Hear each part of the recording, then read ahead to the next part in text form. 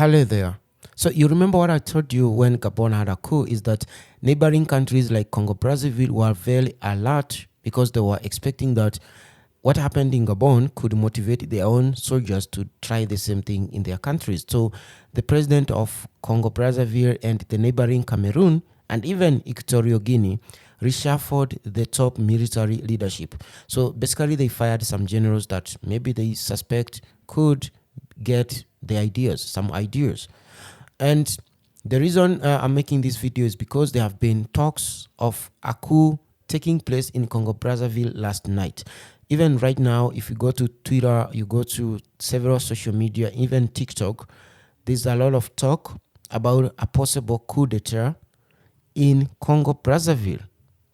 So we don't know what is happening there, because what we know is that the Ministry of Communication of Congo Brazzaville just released a certain statement.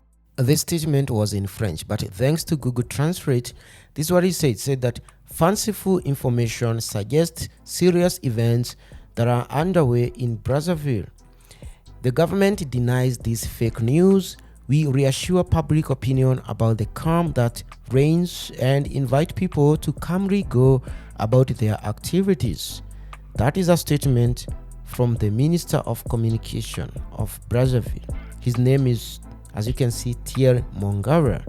So we don't know what is happening there, and he released this statement. But from the comment, a lot of people think that he's lying and it's a way of the regime making noise, like we saw the Gabonese president trying to do. So they're saying, you're making noise, we can help you, we can also make noise for you.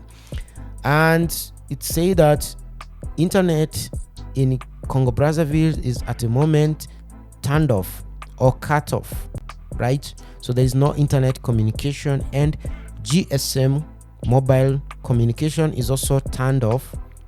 A lot of and I know this because some journalists were saying that they were trying to reach their contacts inside Congo Brazzaville and they were not able to do that.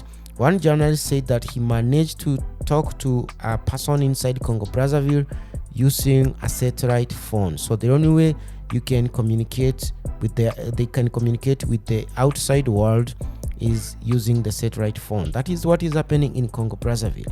So as I said, we don't know whether it's true there is a coup in Congo Brazzaville, but it also points to a situation. As you can see, there's also another person here who's talking about the internet being cut off and talking about satellite phones. So the same thing I just said. But this also points to the fact that a lot of Africans are of the idea of a coup in this country, Congo Brazzaville. And the reason behind this is the president, the 79-year-old President Denis Sassou Nguesso. He came to power in 1979 and ruled for about 13 years until 1992.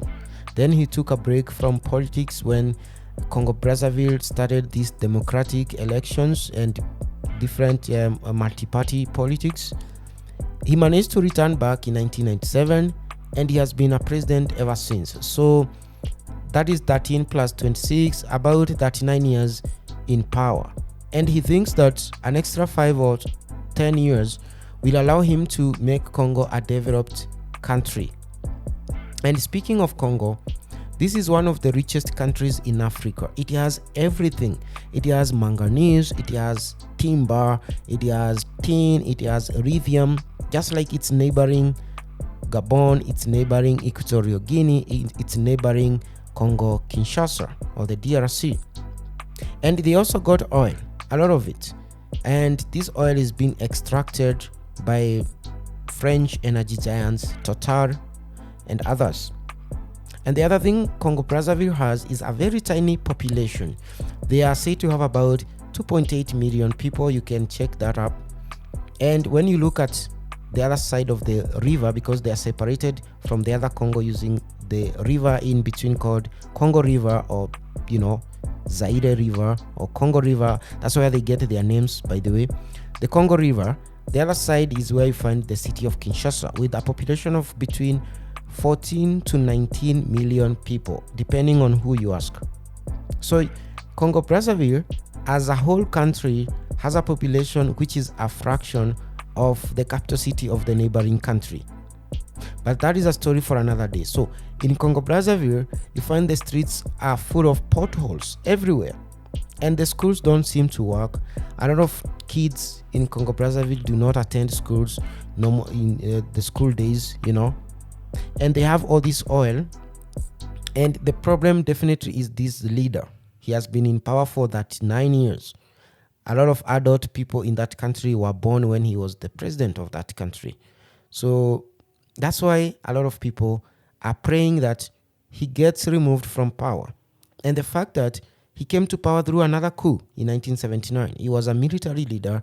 He came to power through a coup. And the only way this kind of presidents in Africa can be removed from power again is through another coup, because they do not believe in democracy and the ballot.